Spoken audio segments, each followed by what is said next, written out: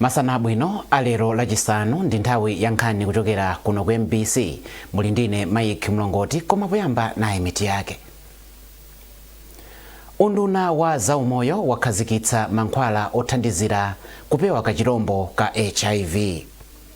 Mkazi wa mtsogoleri wa dziko la Mozambique Agweta Chapo wapereka thandizo kwa Malawi oposa 700 omwe adathawa ziwawa mdziko la South Africa. Ndipo chipani cholamula cha Democratic Progressive DPP chathokoza ochitsatira kamba kosankha anthu omwe anayimira chipanichi pa chisankho chapadera.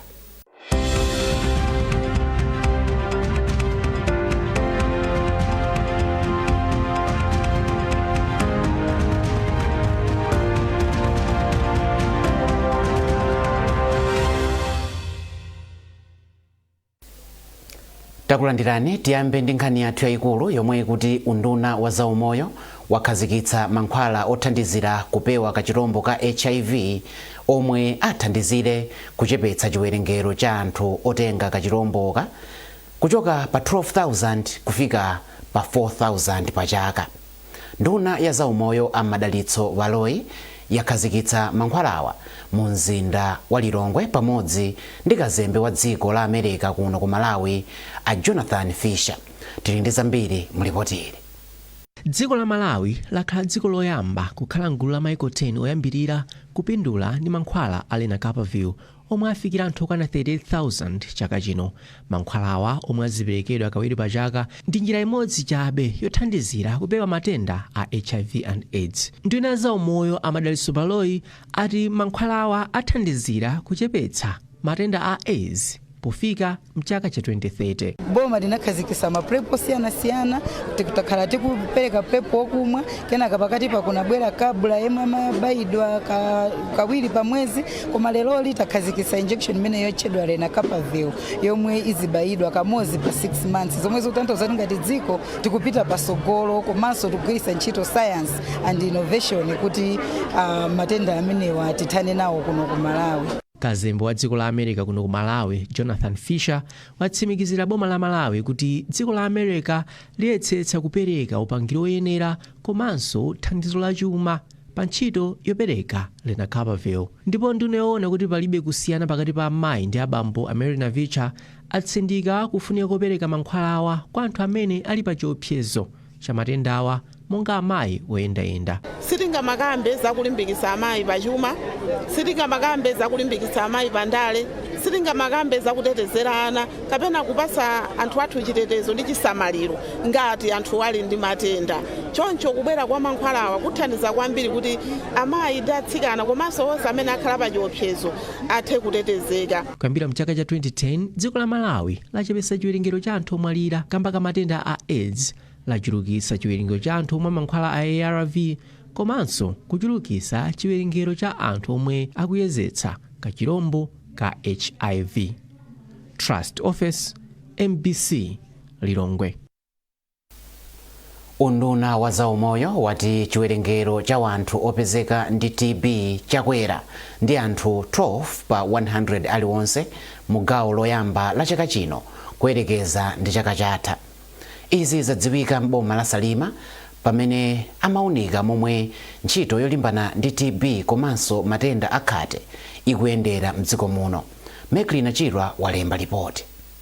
Ngakhale dziko la Malawi ndi limodzi mwa mayiko omwe ali pa chiphinjo cholimbana ndi TB komanso HIV, kaundula wa gawo loyamba la chaka chino akuonetsa kuti dziko lino likuchita bwino pa ntchito yopeza anthu omwe ali ndi TB. Kukwera kwa chiwerengerochi ndi anthu 12 pa 100 aliwonse ndi chizindikiro chakuti anthu ambiri akufikiridwa, kuyezedwa komanso kuthandizidwa asanafike pa mlingo opatsira ena. Polankhula pomwe amatsegulira msonkhanowu, achisamire anati izi zachitika kamba ka makina amakono omwe akuthandizira kuyeza anthu ochuluka. Cholinga cha mkumanowu ndi kuti akambirane anthu kuti zimene zachitika kuchokera meeting imene inalipo chaka chatha kufika panopa kwachitika zotani. Maso panopa pali ndondomeko zambiri zimene zikuthandiza kuti matenda awiriwa maka kumbali ya chifuwa chachikulu boma likuyesetsa ndithu kuti tithane nawo. Tingosindikanso kuti mmene tayendera maka kuchoka chaka chatha zafika pano zikuonesa kuti tikuchita bwino kwambiri. Ngakhale undunawu ukuchilimika pa ntchito yoyeza anthu, pakadali mavuto mzipinda zoyezera TB mzipatala zina zomwe zingabwezeretse mbuyo ntchitoyi. Meglina Chirwa, MBC, Salima. Nduna ya za migodi Atoko Tembo yatsimikizira kampani ya migodi ya Sovereign Services kuti boma liyambanso kupereka zitupa zogwirira ntchito ku kampani za migodi ndi kukonzanso ntchito za migodi. Ndunayi yanena izi ku Lilongwe itayendera ntchito za kampaniyo komanso kukaona komwe kampaniyo itsekule mgodi wa Rutayo kukasiya. Isaac Jali wafika ndi ripoti. Paulendo kaendera kampani ya za migodi ya Sovereign Services, nduna ya za migodi Atoko Tembo poyamba anaona labotale ya pamalopa. Kenako Atoko Tembo anapita kukasiya kukaona pamalo pamene adakumbapo mgodi woyeserera ndi kubwezeretsa, ndipo panopa alimi akulimapo chimanga bwinobwino. Polankhula pamwambo Atoko Tembo anati ndiokondwa ndi momwe kampani ya Sovereign Services ikugwirira ntchito ndi anthu akukasiya mogwirizana kwambiri popanda vuto lina lililonse, ngakhale kuti sinapatsidwe chitupa chogwirira ntchito. Mwazina iwo anati ndiokondwa kuona momwe kampani ya Sovereign Services mogwirizana ndi anthuwo ikusamalira zachilengedwe, kulemba ntchito anthu amderalo, kuthandiza ana a skulu powalipirira school fees, komanso kukumba mijigo mwa ntchito zina chabe. Pamenepa Atoko Tembo anafotokoza kuti mbuyomu boma linayimitsa kupereka malaisensi kwa makampani a migodi, ndipo liyambanso posachedwa pompa likakonza zina ndi zina zimene sizimayenda bwino ku ntchito za migodi. Nthawi zambiri boma limakhala likudandaula kuti kodi anthu akatha kukumbakumba migodi malo asidwa otani, zimene zimakhala zokhudza za nyengo ndi zina zotero, koma a Sovereign akuyesetsa ndithu kuti mmene achotsado timo akwiriremo ndipo aphunzitsenso anthu ulimi watsopano okuti uthe kupindulira anthu kuderalo. Ndi zimenezi ife ngati boma tikukondwa nazo. Ndizoonadi panali chipwirikiti kwambiri pa mmene anthu amatengera malaisensi ndi zinthu zina zoterozo, ndi president anayimitsa kupereka kwa malaisensi atsopano pofuna kuonetsetsa kuti malaisensi akamaperekedwa tithe kukambirana nawo anthu amene akupanga za migodi kwathu kuno kuti zimene akufuna kupangazo zizikhala zopindulira Malawi osati zongowapindulira iwo okha, kuti atenge miyala yathu adzipita mapezeka kuti Malawi sakupindula kena kalikonse. Mawu ake mkulu wa kampani ya Sovereign Services Maxwell Kazako anati kampani yawo ipitiriza kugwira ntchito ndi anthu akukasiya powayika m'magulu kuti azipindula munjira zosiyanasiyana, kuphatikizapo kulandira mbewu ndi fetereza kuti ulimi wawo upite mtsogolo. Mchaka cha 2024 ndija tinakumba mgodi woyeserera kunoko umene kumapeto kwake tinakwirira dothi lija nkudzalapo chimanga ngati umboni onena kuti nzotheka kukumba mgodi nkubwezeretsa nthaka ija Amalawi iso nkumayigwiritsa ntchito ngati kale. Zimenezi boma lakhala likuziona ndipo boma lakhala likugwirizana nazo kwambiri nchonga chonena kuti konse kumene kuli migodi yosiyanasiyana anthu sazichita chimodzimodzi, chifukwa nthawi zambiri anthu ife amigodi sitimagwira ntchito yabwino. Timati tikamaliza kukumba zimene tikufuna nthawi zambiri timakusiya malo paja nkunyamuka kumapita, komano timafuna boma ligwiritse ntchito kampani ya Sovereign ngati chitsanzo chabwino. Miyala ya mtengo wapatali ya Rutayo akayisintha kukhala titanium akuti amagwiritsa ntchito popanga zitsulo, popangira ndege za nkhondo, popangira sitima za pamadzi, popangira zipangizo zina za kuchipatala mwa zina chabe. Isaac Jali, MBC, Lilongwe. Ntchito yomanga msewu wa Liwonde Matawale yayamba. Nduna yoona za mtengatenga a Japi Muhango ndiyo yakhazikitsa ntchitoyi. Polankhula kumalosa mboma la Zomba, a Muhango anati boma ndilodzipereka kuonetsetsa kuti mdziko muno muli misewu yolimba komanso yopirira kukusintha kwa nyengo. Kumbukani Phiri ali ndi zambiri mulipoti. Nduna yoona za mtengatenga a Japi Muhango akhazikitsa ntchito yokonzanso msewu wa Liwonde Matawale. A Muhango anati boma layika chidwi chachikulu poonetsetsa kuti misewu mdziko muno ikhale yabwino. A Muhango anati msewu umenewu ukuyembekezereka kutha miyezi 24 yomwe ili zaka ziwiri. Iwo anati aonetsetsa kuti msewu wamangidwa mwadongosolo komanso mu nthawi yake yoyikika. Lero ndinokondo kuti nabwera kuno ku Zomba tinene kuti machinga ndi Zomba kuzakhatsira ntchito yomangaso msewu ochoka ku Liwonde bwera kuno ku Matawa ku Zomba. Msewu umene woyipa kwambiri sio khawo msewu woyipa, ni msewu yoyipa yambiri mdziko muno komanso unanyanya ni mbali imodzi ya North South Corridor. Ndi project imene amatanzania azata World Bank kuti tikonsenso msewu yathu kuti kuyenda ukakatundu mdziko muno kusamakhale kovuta. Choncho ine ndifuna ndathokoza World Bank pano kuchoka pasi pa mtima malo mwa president athu Professor Peter Mutharika kuti Tanzania labwera pa nthawi yoyenerera kuti tite kukonzanso msewu yathu mdziko muno. Mukudziwa ni kuti palisi tumanganso msewu ochoka Pasipe kubwera ku Liwonde umene akuthandiza nzathu African Development Bank komanso msewu wa M1 kuchoka ku Lilongwe kwafika ku Chiweta Kurumpi nawonso tikukonza kuthandiza ndi anzathu a EU. Onsewo tikathokoza kuchokera paso mtima fa Tanzania kutipasa Tanzania kuthandiza kuti tikonze msewu wathu mdziko muno. Ndiye ine malo maboma ndimati ndithokoze ndipo ndinokonda kuti anthu akuno ku Zomba akumachinga chito imenechi achita ndi manja awiri. Ndipo poyankhulapo phungu wa dera la Zomba Malosa a Grace Kwelepeta anati ndiosangalala kwambiri ndi kukonzedwa kwa msewu omwe anati wapha anthu ambiri ochokera mdera lawo. Lero ndi munthu wosangalala kwambiri ndipo ndikhulupirira zokuti zokayankhula zanga zambiri m'parliament zikachepa chifukwa nthawi zonse tikangoyima imakhala nkhani yopita kwa Minister of Transport.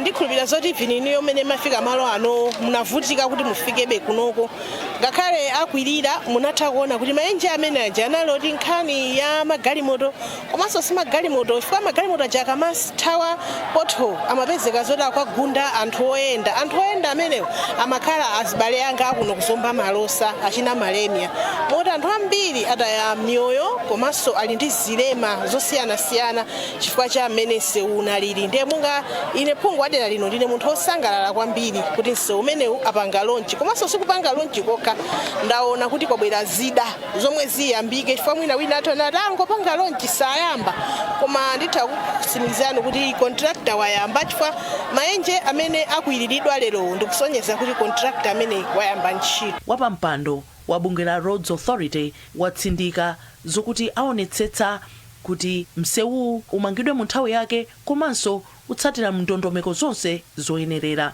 Kuti project ikakhala kuti yakhala nthawi yayitali imapangisanso ndalama zomangira msewu umenewu kukhala zambiri. So ife tikunena kuti project imeneyi ndi 24 months. Ndipo project imeneyi amene anena kuti ayimanga 24 months ndi contractor mwini wake. So ife tikunena kuti tayang'anira contractor ameneyi ndipo tiyesesa kuti contract imeneyi ithe pa miyezi 24 imene contractor wanena.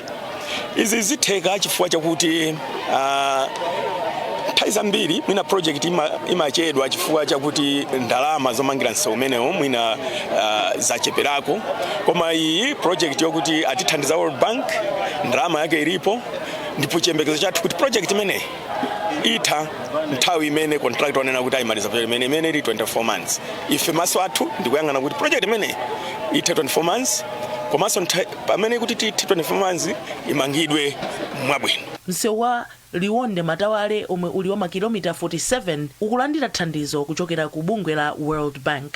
Kumbukani Phiri, MBC, Zomba. Mkazi wa mtsogoleri wa dziko la Mozambique Agweta Chapo wapereka thandizo kwa Malawi omwe adathawa ziwawa zomwe anthu aku South Africa akuchitira nzika za maiko ena. Malipoti akuti Amalawi pafupifupi 700 ali ku Mozambique pamalo okwerera basi a Maputo. Elin Chimoyo wafika ndi ripoti. Achapo anakumana ndi nzika za dziko linozi ndipo analumikizana ndi kampani za maulendo kuti zithandize kutenga Malawiwa kupita nawo ku Tete. Mai Chapo anapereka zofunda, chakudya ndi madzi. Malingana ndi akuluakulu ku Mozambique, Amalawiwa akapita ku Tete akanyamuka ulendo obwera kuno ku Malawi kudzera Mwanza. Achapo adati monga mayi amaona nzika zonse ngati anawo mosatengera kumene amachokera. Iwo ati ndokhudzika kuona kuti anthu ena alibe kena kalikonse kotero kuti anaona kuti ndikofunika kuti awathandize komanso kuti aonetsetse kuti anthuwa abwerera kwawo popanda vuto lina lililonse. ena mwa Malawi omwe analandira nawo thandizoli athokoza mayi Chapo ndi boma la Mozambique. Mwa Malawi omwe akuchokera kutetewa 135 ndi amayi, 94 ana ndipo 462 ndi abambo. Ndipo amalawi ena 135 anali ku dera la Masinga ndipo 85 mwa iwo adapeza okha mayendedwe kubwera kuno ku Malawi. Elin Chimoyo, MBC. Mukonena nkhanizi kuchokera kuno ku MBC, bwanji tikumbutsane mitu yake. Unduna wa zaumoyo wakhazikitsa mankhwala othandizira kupewa kachirombo ka HIV. Mkazi wa mtsogoleri wa dziko la Mozambique Agweta Chapo wapereka thandizo kwa Malawi oposa 700 omwe adathawa ziwawa mdziko la South Africa. Ndipo chipani cholamula cha Democratic Progressive DPP chathokoza ochitsatira kamba kosankha anthu omwe anayimira chipanichi pa chisankho chapadera.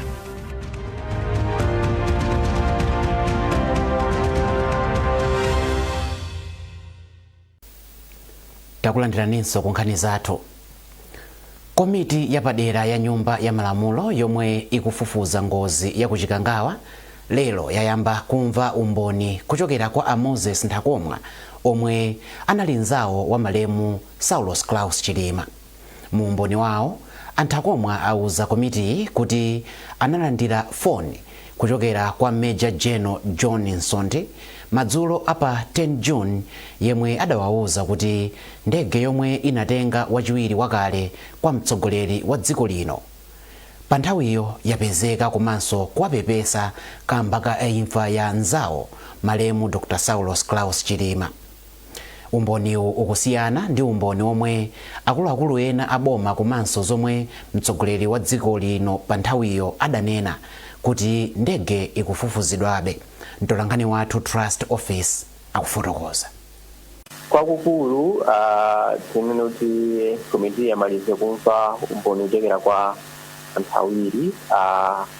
Winayo ndi yemwe anali driver Moses ya Chilima komanso oyamba ndi Moses Ntakomwa omwe anali mzawo wa malemu Chilima. Ndipo umboni wawo anafungiza kuti anamva za kusowa kwa ndegeyi komanso kupezeka kwa ndegeyi siku lomwe ndegeyi inasowa pa 10 June. Anamva zoti ndegeyi president analengeza cham'masiriko kuti ndegeyi yasowa ndipo akhale akufufuza komanso kupereka update kuti zili motani.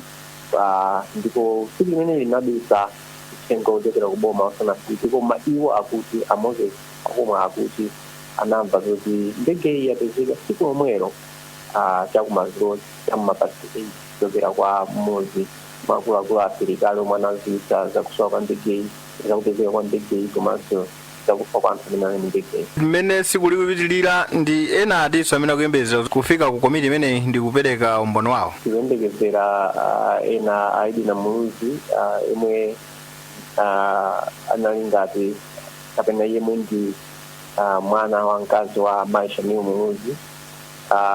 Tikuyembekezanso ena kuti apereke umboni zakumasana.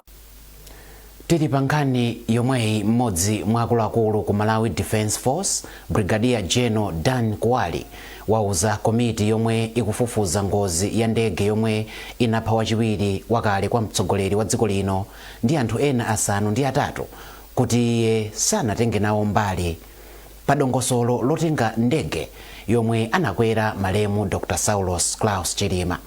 Izi anena pomwe amakapereka umboni wawo ku komitiyo ku nyumba ya malamulo.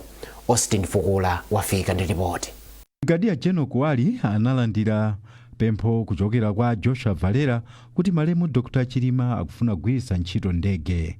Iwo anati koma sanatenge mbali yobwerekesa ndegeyo poti iwo ankaona kuti nzosatheka kuti ndege agwiritse ntchito magulu awiri poti pa nthawiyo akubanja la malemu la Fukasambala anali atayibwereka kale. Akuwali anatinso anapita ku maliro a malemu la Fukasambala ku Mkhatabe popeza dongosolo lobwereketsa ndegeyo kwa banjalo linali m'manja mwawo. Atawafunsa kuti chifukwa chani sanatenge mbali pofufuza ndege itasowa, Akuwali anati samadziwa kuti akayisake, komanso ngati akanafuna kutero ndiye kuti amayenera kupempha chilolezo kwa mabwana awo. Major General Mandiza Kalisha, yemwe amayendetsa ntchito zosiyanasiyana mchaka cha 2024, wati iye sanatenge mbali povomereza kubwereketsa ndegeyo komwe kumachitika mu nthawiyo, atikamba kuti anali atangoyamba kumene ntchito. Naye yemwe anali othandizira kwa chiwiri kwa mtsogoleri wa dziko lino David Kalilombe anaonekera ku komitiyo ndipo anati anali kukonza dongosolo lonse la ulendo wa malemu Dr. Chilima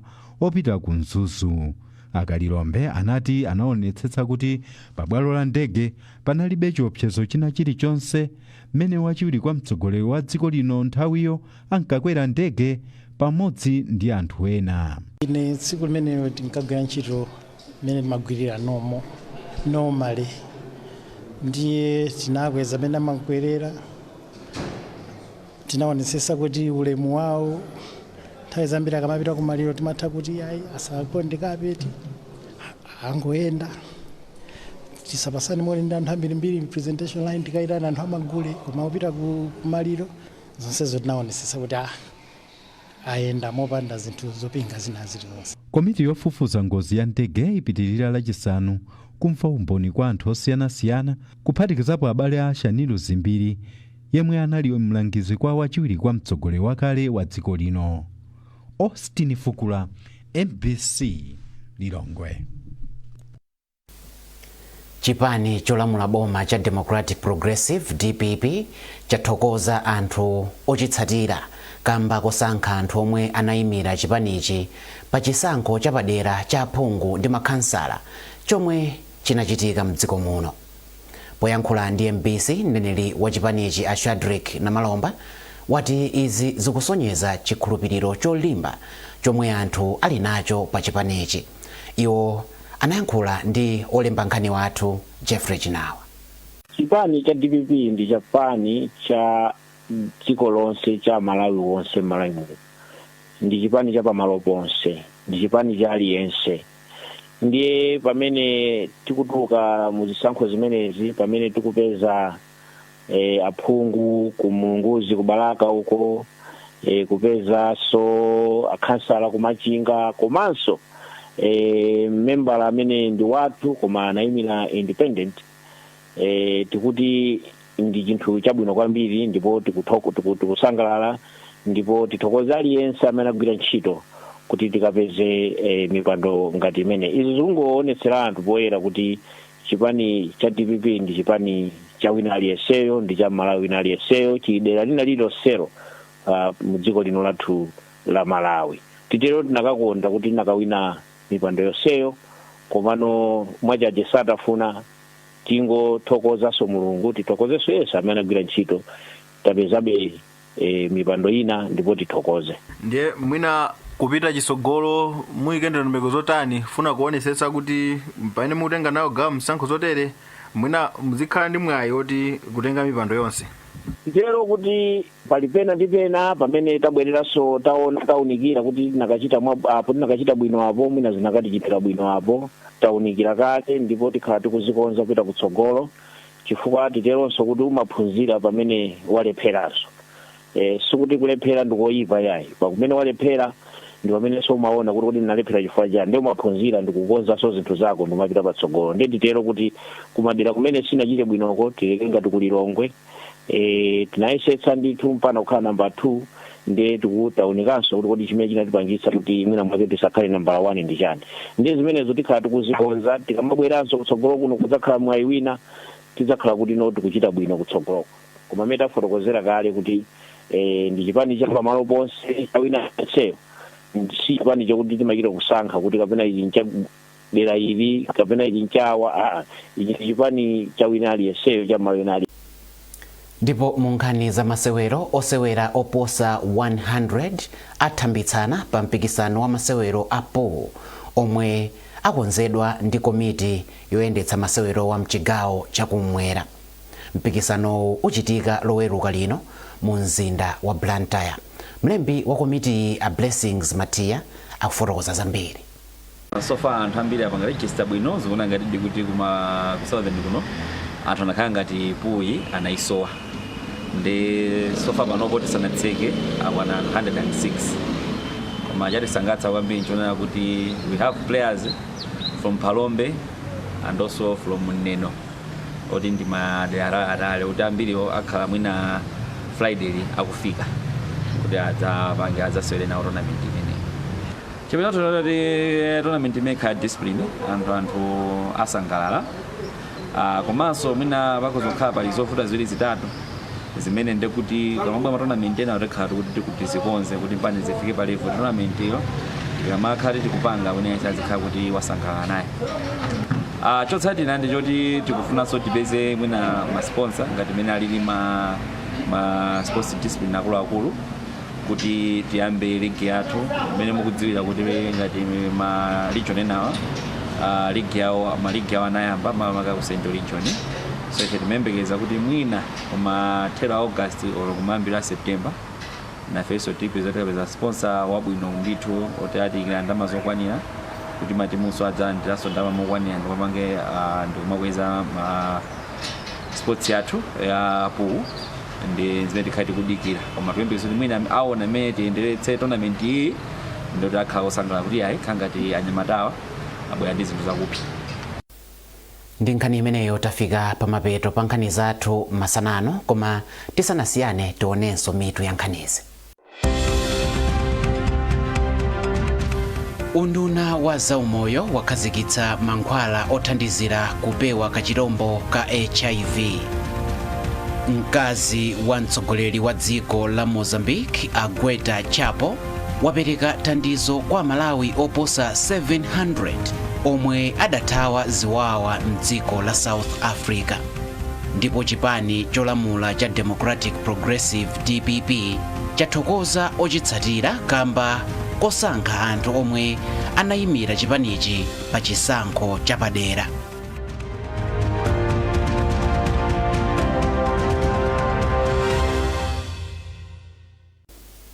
Peza nkhanizi ndi zina zambiri popita pa mbc.mw kapena MBC Digital pa Facebook, Instagram komanso X. Munali ndine Mike Mlongoti, tikufunirani masana opambana.